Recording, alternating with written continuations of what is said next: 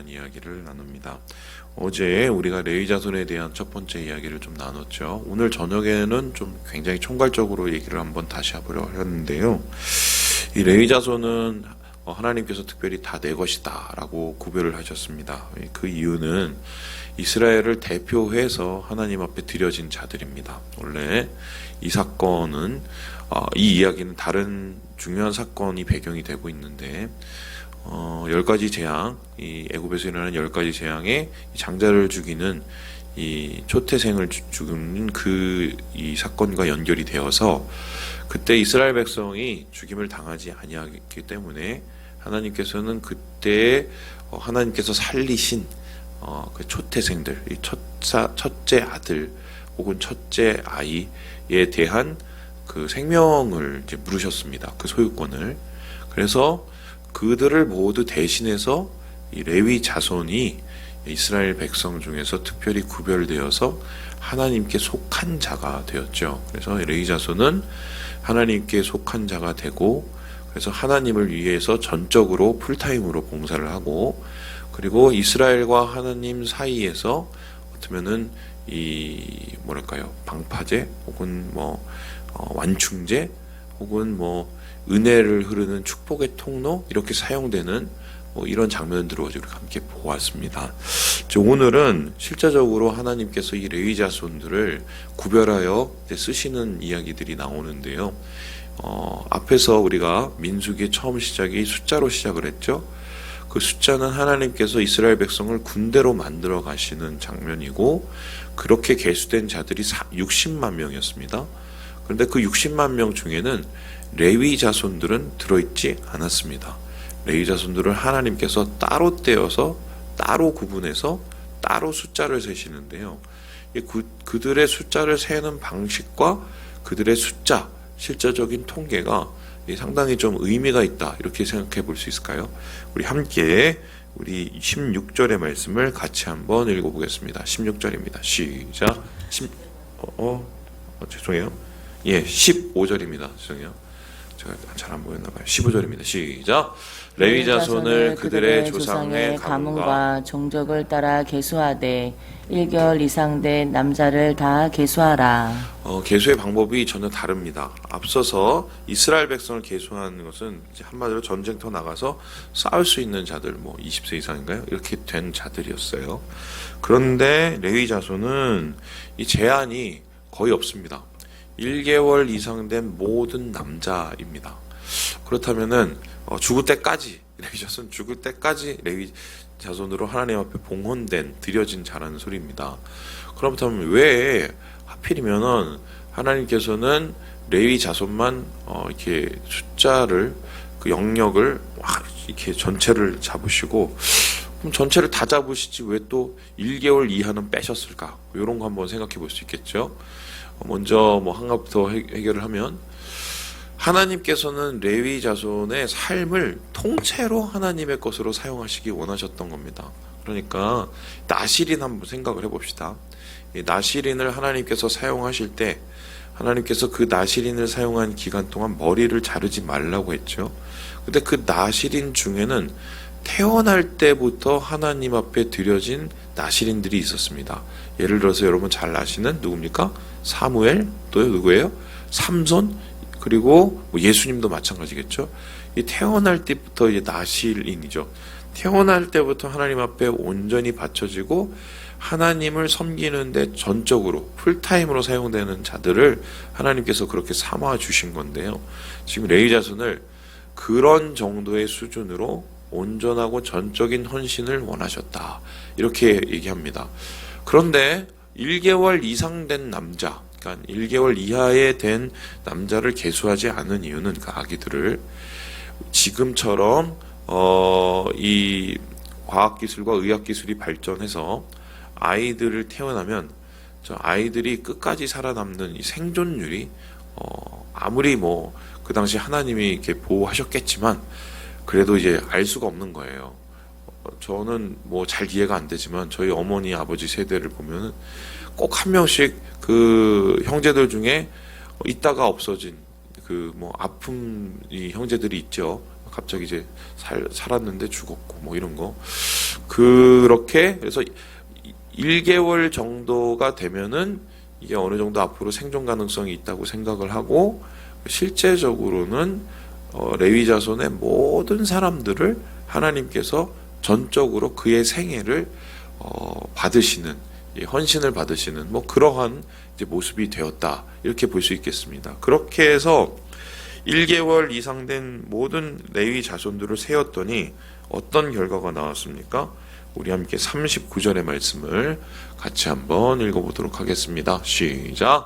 모세와 아론이 여호와의 명령을 따라 레위인을 각 종족대로 계수한 줄 1개월 이상 된 남자는 모두 22,000명이었더라. 몇 명이라고요? 22,000명. 여러분 뭔가를 좀 느끼셨나요? 그 앞에서부터 숫자에 조금 관심을 가지고 보셨던 분이라면 좀 의아해할 수 있습니다. 왜냐하면은 다른 종족들은, 다른 지파들은 뭐 6만 명 되는 지파, 혹은 아무리 적어도 뭐 3만 명 뭐 이 정도인데, 레위 자손은 20세 이상도 아니고 1개월 된 이상의 남자를 다 세도 총 몇 명이라고요? 22,000명. 그러니까 상당히 작은 수였어요. 상당히 작은 수였어요. 그렇다면은 하나님께서 이 레위 자손을 전적으로 사용하시는데, 이 전적으로 사용된 레위 자손이 만일에 하나님 앞에 헌신되지 않는 자들이었다면, 그냥 일반 지파였다면, 그렇게 한번 따져본다면 굉장히 세력이 없는, 보잘것없는 그러한 이 자손이었을 거예요. 그런 지파였을 거예요. 왜냐하면 숫자가 안 되니까요. 뭐 실제적으로 20세 이상의 남자들을 뽑고 60세 이하를 뽑으면 한 10,000명 좀 넘었겠어요? 그러니까 전체 규모에 비해서, 전체 지파에 비해서 상당히 작은 수. 근데 그 작은 수이지만 하나님께서 그들을 고결하고 고귀하게 사용하시는 거죠. 이제 그렇다면 우리가 생각할 때 이런 겁니다. 아우, 나는 뭐 힘도 별로 없고, 나는 뭐 능력도 별로 없고, 난 또 가진 것도 별로 없고, 또 나는 뭐 그렇게 막 머리도 별로 안 좋은 것 같고, 뭐 제 얘기하는 건가요? 뭐 그렇다 쳐도 하나님이 보시기에 그 사람을 어떻게 사용하실지는, 그 가치는 몰라요. 어쩌면 가장 작은 것을 가장 크게 사용하실 수 있는 분이 우리 하나님이시라는 겁니다. 이 고린도전서 이제 그 13장에는 사랑장이 나오고 12장에는 우리 공동체에 대한 이야기가 나오죠. 거기에 뭐라고 얘기가 나옵니까? 사람들은 겉으로 보이는 얼굴, 눈, 코 이런 것이 다 들여다 보이고, 손, 발 이런 것이 더 귀중해 보이는 것 같지만, 사실 작고 보이지 않는 거가 더 소중하고 귀히 쓰일 수 있는 것이죠. 왜냐하면은 그것은 사람들의 겉에 보기에 보는 눈과 실제적으로 그 기능과 그 드려지는 것들이 달라질 수 있다는 건데요. 그래서 뭐 대표적으로 한번 여러분 생각을 해볼까요? 몸 기능 중에 제일 작아 보이는데 제일 굉장히 중요한 기능을 하는 것 중에 하나가 우리 내장 장기고, 그 중에 췌장 한번 생각을 해보세요. 이거는 지금은 어떻게 정복되는지 모르겠지만, 이 췌장의 염증이 좀 심해지거나 암 생기면 이건 건들지도 못하고 끝났어요, 옛날에는. 이 작은데 그러한 역할을 하죠. 그래서 이 하나님의 쓰임받는 것에 대해서는 우리가 겉의 모습으로 판단을 하면 안 된다. 그걸 나 자신 스스로도 하나님 앞에 드려지고 쓰여지는 것에 대해서 그냥 내가 판단하고 내가 생각할 것은 아니다. 지금 이 레위 지파를 통해서 우리가 그것을 한번 다시 생각해 볼 수 있다는 것입니다. 이 두 번째로 레위 지파의 이야기를 한번 볼까요? 우리 함께 25절의 말씀을 같이 한번 읽어보도록 하겠습니다. 25절입니다. 맞나요? 네, 맞죠? 시작.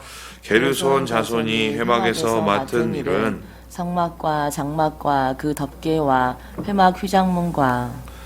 지금 이제 게르손 자손이 있고요, 또 고핫 자손이 있고요, 무라리 자손이, 그러니까 레위 자손 밑에 이 씨가 있는 거예요. 뭐 박씨, 씨, 김씨 뭐 이런 것처럼 또 있어요. 아니 무슨 파겠네요. 그런데 이 각자를 이렇게 셋으로 이렇게 나눕니다. 이 셋으로 나눠서 그것을 좀 그림을 보여주실까요? 이 회막에 이렇게 배치를 해놓는데요. 먼저 이 해가 뜨는 동쪽 쪽에는 이제 제사장들이 있고 밑에는 고앗 자손들이 있고 그리고 뒤에는 게르손 자손이 있고 위에는 무라리 자손이 이렇게 배치가 되어 있습니다. 이제 그 다음 넘겨보시면요.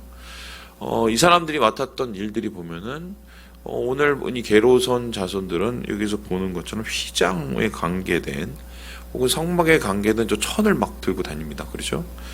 그리고 이어서 이제 나타나는 이 고핫 자손의 경우는 좀 중요해 보이긴 하죠. 그 성전에 있는 성막의 기물들을 이렇게 관리를 합니다. 그리고 무라리 자손들은 여기가 사실 좀 제가 제일 빡센데요.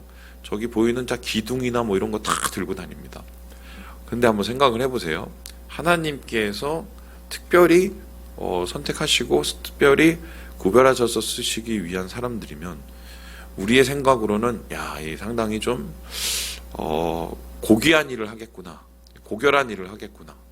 그것도 하나님이 구별해서 쓰신 건데, 근데 실제적으로 하는 일을 보면 뭐예요? 좀 허드렛 일이에요. 허드렛 일, 그죠? 쉽게 설명하면은 이스라엘 백성 가기 전에 제일 먼저 움직이는 사람들이 누굽니까? 이 사람들이었을 거예요. 왜냐면은 성막을 걷어야 되니까. 그리고 그걸 고이 싸고 움직이죠. 그리고 제사장이 딱 앞에 가면 그 뒤에 그 짐 들고 쭉 갑니다. 짐꾼들이에요. 그러고 나서 또 딱 멈추면 열심히 먼저 가고 제일 먼저 하는 일이 뭐예요? 이 사람들이 그 성막 세우고 짐 돌리고, 그리고 이제 가끔 이제 제사장들을 도와서 이 뭐 6월절이나 이럴 때는 그 제사도 이제 함께 참여하게 되고요. 이 한마디로 좀 막말로 표현하면 이게 3D 직업이고, 그리고 이게 죄송해요. 이분들은 참 상당히 죄송한데 제사장 시다발이에요. 어떻게 보면은, 그죠? 솔직히 그러면은 아니 하나님께서 막 거룩하게 구별해서 뭐 어렸을 때부터 쓰는 그런 사람들 고작 이거 하려고 쓴 거야? 아마 그런 생각을 할 수가 있습니다. 그죠? 그리고 심지어는 이 사람들은 여러분 아시겠지만 자기의 땅을 가지지도 못했어요. 나중에.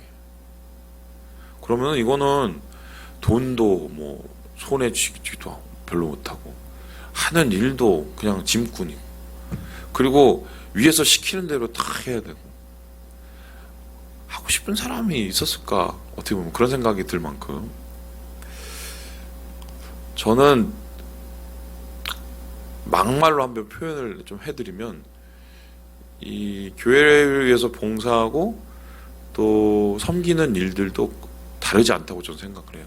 저는 무슨 소리냐면 그나마 이제 교회 사역에서 빛나는 사람들을 보면 이제 저 같은 사람이죠. 이제 앞에서 말씀 전하고, 왜냐하면 뭐 매 주마다 한 번씩은 최소한 한 번씩 오셔서 제 얼굴을 1시간씩은 쳐다보셔야 되니 어떻게 보면 교회에서 제일 빛나 보이는 사람 중에 하나죠.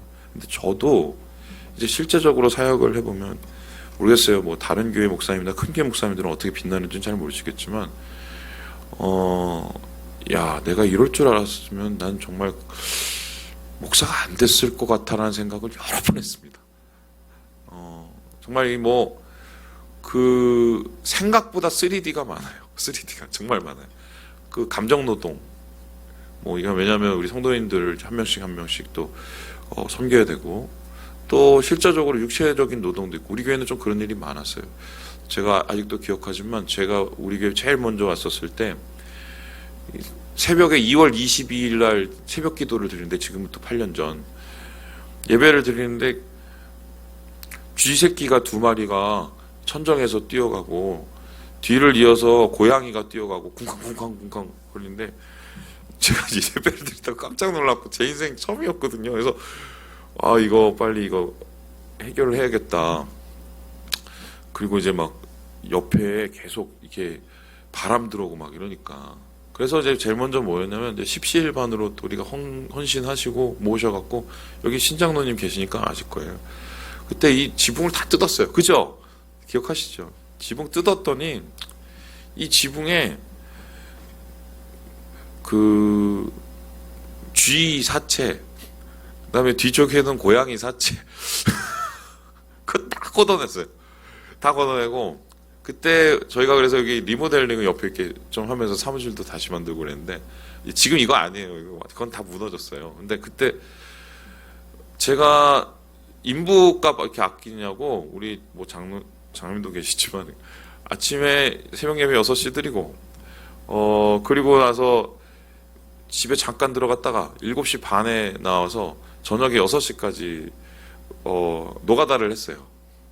제가 그때 얼마나 그 힘들었냐면 제가 알바로 잠깐 해본 적은 있는데 이렇게 한 2주를 해본 적은 없었거든요. 나중에 한 열흘 지나니까 제 입에서 단내가 나고 그러면서 새벽 설교, 수요 설교, 주일 설교, 애들 설교까지 제가 다 했어요. 그때. 지금 그렇게 하라면 제가 할 수 있을까 그 체력이. 근데 맨 처음에 제가 그래도 감사함으로 하려고 되게 노력을 했는데 좀 지나니까 너무 좀 이렇게 힘든 거예요. 이렇게 진짜 힘든 거예요. 이게 막 마음이. 그래서 아직도 기억합니다. 이 앞에서 제가 밥 먹고 나서 가만히 앉아 있는데 하늘을 이렇게 쳐다보면서 하나님 제가 뭐 감사해야 되는데 좀 진짜 힘든다고 이렇게 막 좀 눈물이 날 뻔했어요. 근데 그때 갑자기 제 앞에 차가 한 대가 딱 오더니 아반떼였어요. 흰색 아반떼.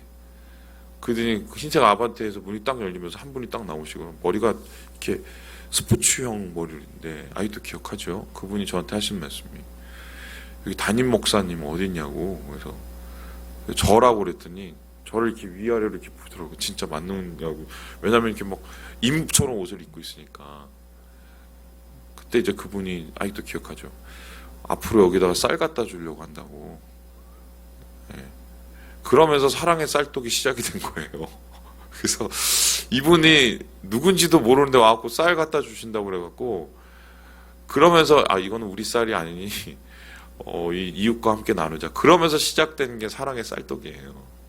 제가 그때 이제 느낀 게 뭐였냐면 무엇을 하는가 보다 내가 하나님 앞에 어떤 모습으로 드리는가가 더 중요하다는 걸 그때 깨달았고 이제 두 번째는 뭐냐면은 하나님을 위해서 하는 일은 귀한 일과 귀하지 않은 일, 천한 일과 또한 고결한 일은 없다.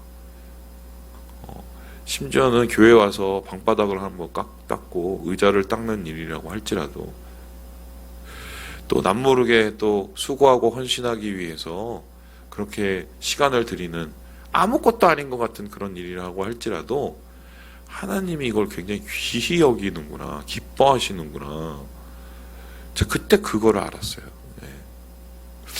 그 마음이 지금까지도 계속 이렇게 좀 남아 있어요. 저한테 제 안에 우리 교회를 생각을 하면.